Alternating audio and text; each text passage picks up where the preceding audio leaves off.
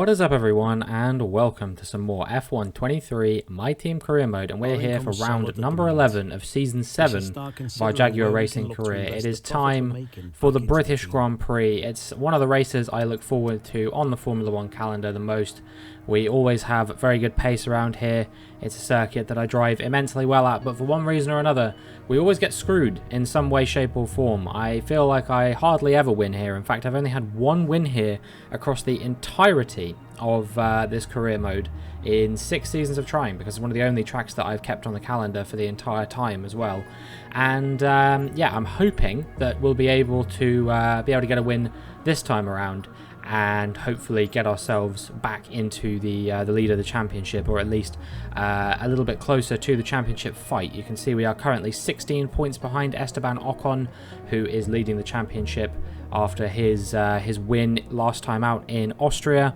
Unfortunately for me, despite the fact that I was, battling with Ocon for a large majority of the race, and I really felt like I would have been able to hold on to the lead of the Austrian Grand Prix, we had a mechanical failure, as I'm sure you've probably ascertained by all the component changing and all that kind of thing I was doing earlier. Yeah, it was our 4th DNF of the season, all of which are because of mechanical failures. We haven't had any crashes or anything like that. It's all been mechanical that's caused us to lose out and find ourselves quite far behind where we could be in the championship right now. I've estimated I've probably lost around at this stage about 90 points through mechanical failures. In the races that I've DNF'd, Bahrain was a possible victory, Austria was a possible victory, Imola was a nailed-on victory. I was 10 seconds ahead with like 8 laps to go or something like that, and the car broke down. So that was, unless something drastic happened in those last 8 laps, that was basically a nailed-on victory. And then Azerbaijan, it was hard to tell because it was only lap 2, but I was running in the podium position, so I estimated I would have finished about 3rd there. So yeah, it's been really quite frustrating to lose that many points.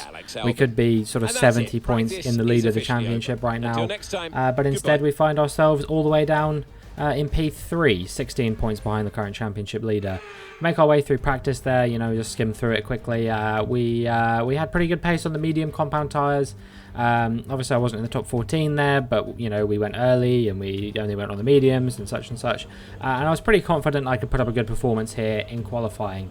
But as you're about to see, my expectations were slightly defied from what I assumed I would have been capable of doing, and this is evidenced in our first flying lap of Q1 on a fresh set of soft compound tyres. We did a 1:23.1, which at the time of setting it was about a second faster than anyone else had done in the session. As we make our way to the end of Q1 on our second flying lap on another fresh set of soft compound tyres, we were still P1, however Alex Albon had closed us down a little bit. We improved into the 1:23.0s, and as you saw, it was good enough for P1, so we're through to Q2 quite comfortably. Leclerc was up there in P3 as well, so yeah, it was good to have both cars through. And it was nearly 5 tenths faster than Alex Albon in the end, so I was feeling pretty optimistic about our chances of getting pole position here. Knocked out in Q1 was Lawson, Pourchaire, De Vries, Tsunoda, Doohan and Stroll. No real surprises there for a change. Both Ferraris, both McLarens, both Red Bulls making it through, all of the usual suspects that you've come to expect making it through into Q2, but Esteban Ocon was all the way down in 16th, so he's going to have to pick his pace up a little bit if he wants to make it through into Q3.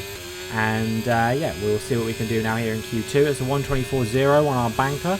Actually not the fastest lap of the session so far. That goes to Norris, who's also done a 1:24.0, so we're not too far off, but we did make a pretty big mistake in the final few corners.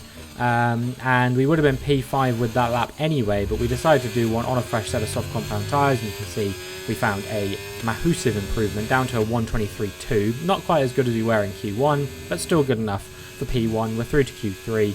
No real issues, and yeah, I think we should be very, very comfortable to fight for pole position. Another 4 tenths faster than Piastri on this occasion. Leclerc's through in P9, which is great to see, and knocked out here. You've got actually a couple of people who have been sort of podium contenders this season. Vesti, Albon, Ocon, these guys, they joined Magnussen, Verstappen and Fittipaldi in the drop zone. Fittipaldi, actually, to be fair, he was running in P2 at one point in the sprint in Austria, but then had a mechanical failure, knocked out in Q2 here in Britain as we make our way onto our first flying lap of Q3. It's a 1:23.5 on a used set of soft compound tyres. That's our banker lap in the bag. We need to improve by at least 3/10 to beat George Russell for pole position at the moment, and that's as long as nobody else sets a faster lap, which you can see they're not going to because they're all in the pit lane, and we are currently 7/10 up. So I think this is going to be definitely the best lap we've done all weekend by quite some margin as we make our way into the final couple of corners, into the Vale chicane, and yeah, we will see what kind of time it's going to be. Almost a 9/10 improvement across the line. It's a 1:22.6. Okay, good job, mate. Really, really well done. That was a fantastic drive. Bring it home. What an absolutely incredible lap. And with qualifying complete, let's review our top three today. Robinson, Russell and Dennis Hauger. Well, that wraps up qualifying, but don't worry, we'll be back tomorrow as we head into the Grand Prix. Well, I'm very, very happy with that. 6/10 faster than George Russell to beat him to pole position. Nearly a second faster than everybody else in the session. Charles Leclerc only getting P8, unfortunately, so hopefully he can fight his way through into a decent spot in the race tomorrow. But for us, you know, we're showing significant pace here, so surely it's just a case of bringing it home as we get into the British Grand Prix. Britain is one of only 2 countries to have held a Grand Prix in every year of the Formula One World Championship. Long may it continue. It is a circuit of speed, history and drama. It's Silverstone. It's the British Grand Prix.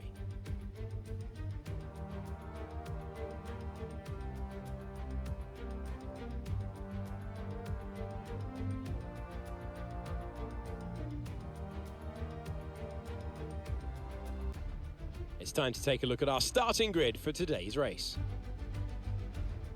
Robinson lines up on pole position, just ahead of George Russell, who starts this event from P2. Looking at the rest of today's grid, we have Sargent, Norris, Oscar Piastri, Gasly, Leclerc, Perez, Joe, Vesti, Albon, Hauger, Ocon, Verstappen, Fittipaldi, Magnussen, Liam Lawson, Teo Porcher, De Vries, Tsunoda, Doohan, and Lance Stroll brings the grid to a close. And now it's time to head down to the track.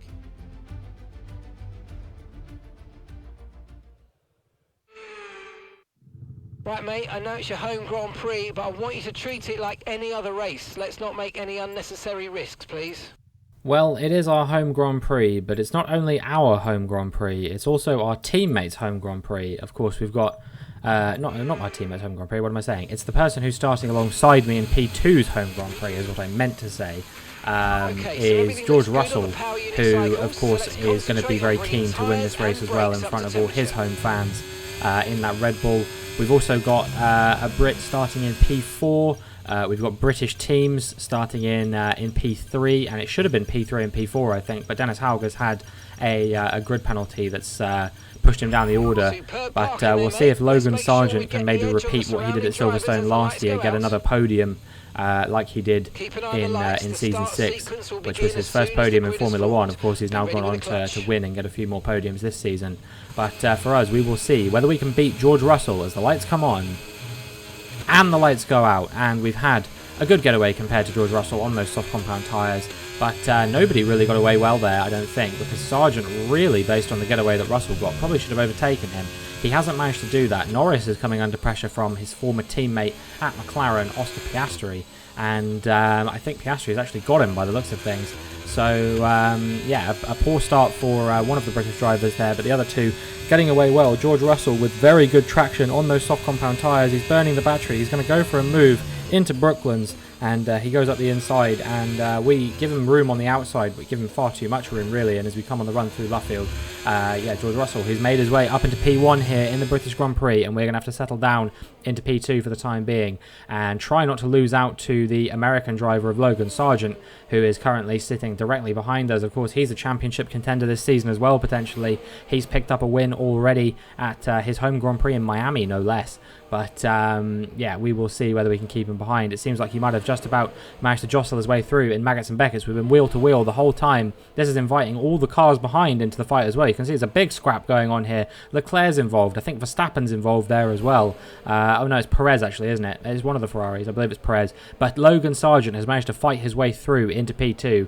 And already, from the lead, we're suddenly looking like we might fall off the podium. Piastri and Norris, the two former teammates, still battling away behind us. That's allowing us to break away and hopefully will enable us to stay with Logan Sargeant as we make our way onto lap 2 now. But you can see that things have not started out the way I would have wanted them to whatsoever. So as we make our way now onto lap 3, we're going to see if we can close down Logan Sargeant. We've just about managed to stay in his DRS range, but it is very close at the moment. It's 8-9 tenths is the gap between myself and Logan Sargeant, and yeah, we will see whether we can close him down. You can see with the DRS we did make up pretty big inroads on him, but as we make our way through Maggots and Beckett's, we pretty much lose all that time on him. We get quite close, but not quite close enough to make the overtake, and we're going to have to wait a bit longer to get ahead of Logan Sargeant still, I think, unfortunately. As we make our way now through Abbey, you can see the gap, 0.3 of a second.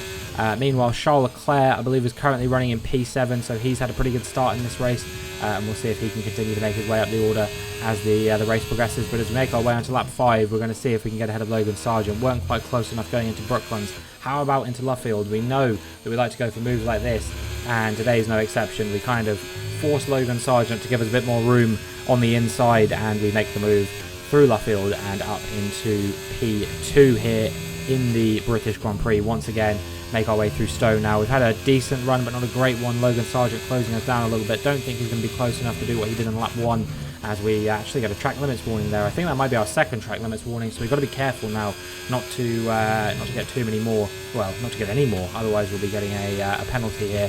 And believe me, that is the last thing I want right now, as Logan Sargeant looks for a move. Is he going to go for it around the outside of Stowe here? We're pinched to the inside, wheel to wheel with the American driver, but we squeeze him out. And that is us staying in P2 for the time being. We'll see whether he can fight back against us, or whether we have got the move done and we're going to hold on to this one. As we make our way onto lap number 6 now, and you can see that Logan Sargeant is going to go for a move into Abbey. Is he close enough this time? Not quite. He has to back out as we have the outside line, and we stay ahead of Logan Sargeant for the time being. But man, this is a big scrap between myself and the American driver, and all this battling that's been going on between me and him has allowed Piastri to close the gap once again. Piastri was actually quite far behind us before this whole battle with Logan Sargeant. He was definitely outside of DRS range, which he is now comfortably within. Lando Norris has closed us down, and I think that's Perez and maybe Albon as well who are looking to close the gap. As Sargeant looks for a move into Maggots and Beckett's. Is he going to be able to make this one stick? We're still wheel to wheel. He has managed to get a full car length ahead temporarily, but he's granted us the DRS, so I think we're going to fight straight back at him. We're going to move to the outside as we come down the straight on the run into Stowe, and by the time we get to Stowe, we'll be a full car length ahead of Logan Sargeant, and still he has to settle for P3. But this has been a massive back and forth between myself and the man from Fort Lauderdale at the moment, so we will see whether we can keep him behind for much longer. We're going to be boxing on lap 11 onto a set of hard compound tyres, and at that point we'll be able to pull off a bit of an undercut on Logan Sargeant. We've got to wait to get there first as we go wheel to wheel through turns 1 and 2. Logan Sargeant, he's still looking to make this move. We have the outside line through the next corner, and that is going to enable us to hold on to the position still. But my goodness, this is just such a ridiculous battle going on between myself and Sargeant right now. I don't know who's going to win out in this one, but as we make our way a little bit further through the lap, as we exit Maggots and Beckett's there, he's going to have the DRS on us on the run into Stowe here. Logan Sargeant, myself and him, we were wheel to wheel, but he's a full car length ahead by this point, and I don't think we're getting back ahead unless we go for a very dodgy dive bomb there. Try and look for some space on the outside to go around the outside of him here. Can we commit to the move on the exit of the corner through the outside line? I think Logan Sargeant's going to have the room to pull this one off, but we're still wheel to wheel on the run over the line into lap 8. Who is going to take the position? Will it be me? Will it be Sargeant? I think Sargeant is just fractionally ahead there at the moment. Indeed he is. And now we're coming under pressure from Oscar Piastri behind as well. He's going to look for a move here, but he's not going to get said move. And we're going to hold on to P3, but things are not looking great for us right now. And the rate we're going, we're going to be losing out on more than just the one position, as yeah, Logan Sargeant, he's not really broken away from us as we make our way towards the end of lap 8 at least, which is some semblance that I can take away from this. But yeah, I mean, this is not what I would have wanted to have happened whatsoever. You can see Oscar Piastri right close behind me. On the exit of the final corner, I just seem to be so slow compared to the AI drivers here today. And yeah, Piastri looking to force the move up the inside of Abbey as we come on the run through the hairpin here. I think that Oscar Piastri is going to have to bide his time a little bit, but he's still super close to me, so anything could feasibly happen between myself and Oscar Piastri here. I don't know who's going to win out. All this is really doing is allowing Logan Sargeant to break away further. Meanwhile, George Russell has an 8-second advantage out in front, which is exactly what he'd want, as his soft compound tyres, no doubt, are starting to wear out a little bit. And Piastri has actually managed to make the move through the DRS zone, and well, we didn't end up overtaking anyone again before the pit stop phase. So we will be coming in onto a set of hard compound tyres. Meanwhile, Russell and Albon on the soft compound tyres are pitting as well. So yeah, it won't be an undercut on Russell for us today. I think the best result we can get here is feasibly second. We should be able to pull off a pretty nice undercut on the likes of Piastri and Sargeant. But I think the next biggest threat that we could have in this race is going to be Alex Albon in that Mercedes. He is going to be very desperate to look for a bit of a move to try and make his way up into P2, because it will be P2 now if we can avoid battling for too long before Sargeant and Piastri pit. This should be a pretty nailed on P2 and P3 for myself and Albon at the moment. Meanwhile, some more dramas going on further down the field. This is Frederick Vesti, a man who had not the best qualifying, didn't manage to make it into the top 10, and he is now out of the race. He becomes the first retirement from the British Grand Prix in the Alpine, and here's Alex Albon going for a move into Brooklands. Is he going to be able to make this one stick? Unfortunately, he went quite deep into the corner, but not deep enough that we could force a cut back on him, and Alex Albon is up into what will be net P2 now. As we make our way into lap 14, you can see that Sargeant and Piastri have pitted, and we are going to be quite comfortably ahead of them. We've stayed in Albon's DRS range as well, so hopefully we'll be able to continue to attack him, especially as his mediums start to go off later in the race. But as we make our way to lap 17, you can see that actually hasn't happened yet. We're going to look for a move up the inside at Stowe, but we weren't quite close enough to commit to this one on this occasion, and Alex Albon is just keeping me in his pocket right now. We've managed to keep the gap pretty consistent to Piastri and Sargeant behind, so yeah, we're staying in P3, but Albon at the moment just doesn't seem to be losing out to me enough to the point that I can make the overtake on him stick. And well, you can see we've skipped ahead a number of laps because nothing was happening on those laps. We were just following behind Alex Albon with nothing really happening. So only 5 laps from the end all of a sudden, and just absolutely nothing going for me right now. We're just staring at the rear wing of the Mercedes of Alex Albon, of course.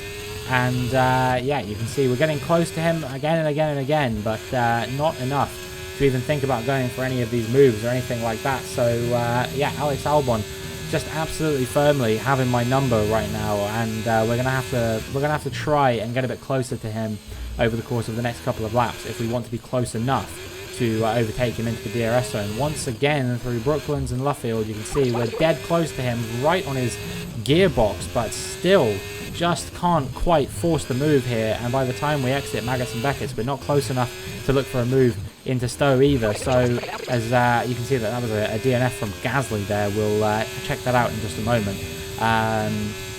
Yeah, Alex Albon just absolutely just knowing exactly where to put his car at all times, being fast in the positions that he needs to be fast in. And yeah, this is Pierre Gasly, another mechanical failure. 2 mechanical failures for the Alpines this weekend, and that is not what they would have wanted at all, I am sure. But yeah, at least it's not us for a change, eh? Although I shouldn't jinx that because there's still 3 laps to go in this race. And finally, it looks like we're making a move on Alex Albon up the inside into Stowe and making our way into P2. George Russell 8.5 seconds up the road. We would have had to overtake Albon a hell of a lot earlier to have any chance of closing the gap to George Russell in front. So yeah, Alex Albon just made life really hard for me for what, 10 laps was the amount of time that I was with him and trying to get past him.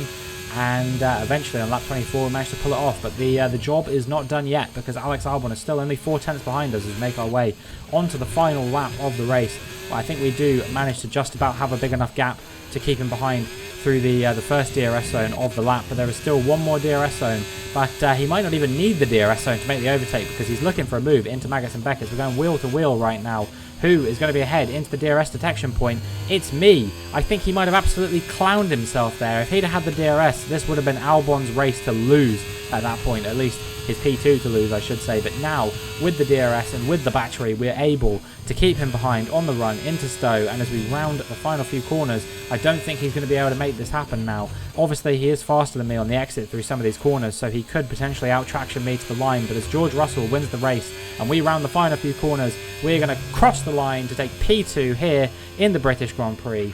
I'm very happy with that because, yeah, I really didn't know whether we were going to be able to hold on to that position even after we'd taken it off Albon. Lawson gets driver of the day, but really it should be Logan Sargeant for absolutely pocketing me earlier in the race. Plenty of action then here in Silverstone, a memorable race and an impressive victory. What do you think it was, Ant, that gave them the edge over the competition today? I really feel the track layout combined with the track temperatures we saw today suited their car. These cars come alive when the tyres are just at the right temperature, and the driver did a great job managing that as well. They just look so comfortable out there. It's like anything, it always looks so easy when it all just clicks. Red Bull are our winners today after showcasing some incredible driving. There's been a huge push from them lately to stay competitive with the other teams, and they're certainly proving themselves. Without wanting to sound like I'm whining too much, I definitely do feel like Logan Sargeant is who won that for George Russell today.